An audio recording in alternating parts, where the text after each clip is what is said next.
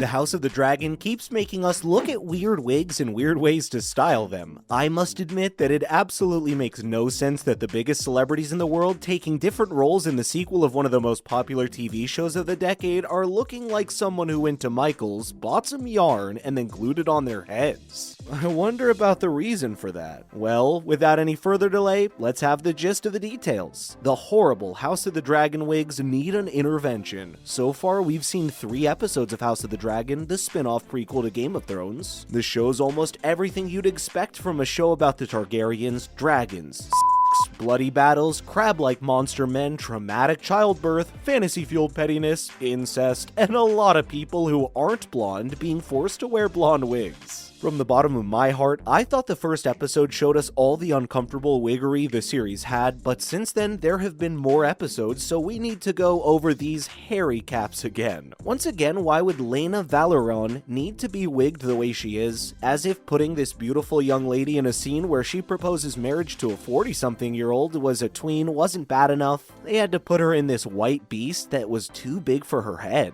Please tell me why you can see her dark roots. Why does the wig look like someone broke into Brian May's house, cut off his hair, bleached it and glued it to Rhaenrya Valerian's head? I have to ask again, why weren't there any black women in the wig department? During sexy battle scene, blonde wig stays on. Why so? Even after fighting a mutant crab man for almost 3 years in the fire, sweat, blood, and guts, Matt Smith's Daemon Targaryen, or Matt Damon, as I like to call him, has a head as dry and shiny as a bowl of half-frozen ramen. Matt Smith does a good job of making that final killing spree seem barbaric, but I hope his next victim is one of those hairlines. Also, his wig cap could be meeting of Bad Headwear Anonymous. Another case that gives me concern is that of Corlys Veleron. At this point, I'm pretty sure that not only are there no black people working in the wig department of House of the Dragon, but none of them have ever seen lock texture on a person's head with their own eyes. Steve Toussaint makes Corlys Veleron seem like the king he probably should be, which is a huge plus for this show. This should be considered a microaggression.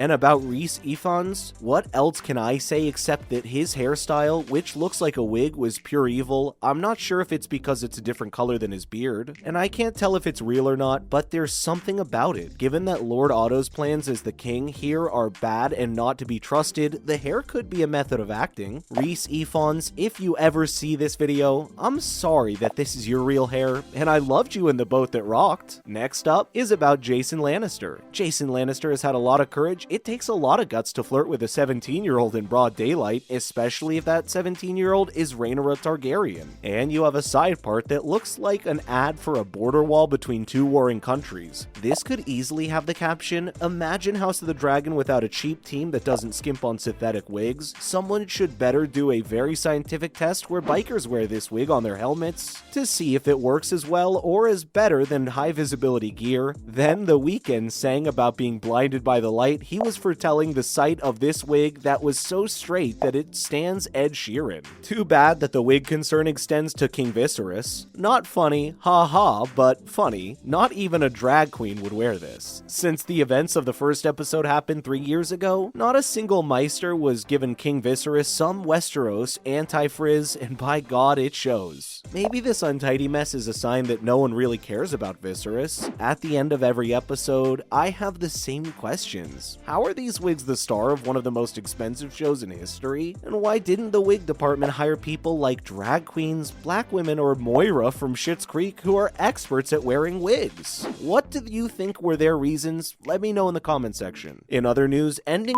sex education with Otis and Maeve together would be a betrayal.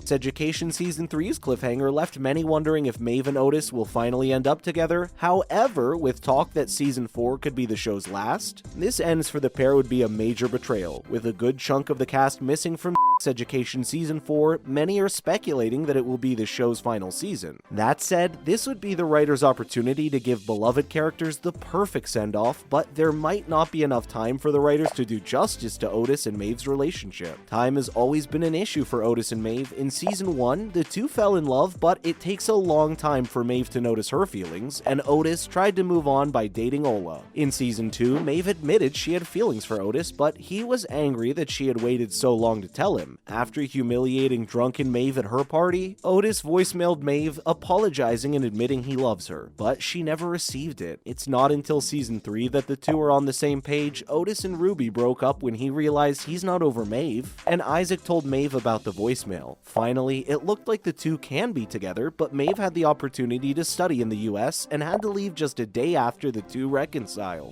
One of Sex Education's strong points is its realistic approach to storytelling, and it begs the question, would Maeve and Otis end up together be a practical choice? More than likely, the couple wouldn't work out in the real world, so a fairy tale ending for the couple on the show would betray the realism that works so well for the relationship on the show. Although the two have come a long way and apparently deal with their past communication issues, they are still young and time is clearly not on their side. Will Otis and Maeve get back together in Sex Education Season 4? It looks like Season 4 will prolong Maeve and Otis's timing issue. The synopsis states that Maeve will be thriving in the US while Otis is left pinning for her and struggling to adjust to his new liberal college. In other words, these two might not get a lot of screen time together, so there might be no resolution this season. However, this may be the best course of action. In an interview, Emma Mackey said, quote, "They are not satellites around each other. I think it's important to show that they have a very rich life individually. If the time is right, it will happen, and I think that's what we've achieved this season." Otis's life is back at home with Eric, his mother, and his new baby sister, while Maeve's journey has begun in the United States. Even Amy, who has hoped for Maeve and Otis, told Maeve that she couldn't pass up the opportunity to study abroad for a boy because Maeve would never let her go. Overall, it makes the most sense for your characters that Maeve takes the opportunity and Otis wants her to go. Next up, let's talk about the disturbing trailer for Guillermo del Toro's Netflix series. 8 horror stories with an incredible cast for the Netflix series titled Guillermo del Toro's Cabinet of Curiosities, to be released on the Big N platform from October 25th. It will be an extremely interesting Halloween of 2022 since Netflix, as well as the other streaming services, will launch many horror titles or with horror undertones in October. The full trailer for Guillermo del Toro's Cabinet of Curiosities also offers a first look at the monsters, or rather creatures, that aren't meant to put fans to sleep peacefully, and also a look at the titles of the various episodes. It's unclear in what order they'll be offered to Netflix audiences, but these will be releasing in pairs for a total of 4 nights of horror. What does Guillermo del Toro's Cabinet of Curiosities mean? The Cabinet of Curiosities is a particular collection, not too vast, of extraordinary objects, often unique. Like in a museum, these particular objects are intended as useful marvels to tell the story of the world around us and its quirks. The operation is very similar to the cult film Creepshow from 1982, and that concludes today's video, my friends. If you found this video helpful, give it a thumbs up, and don't forget to share the video with your friends and family. Thank you so much for watching. We'll see you next time.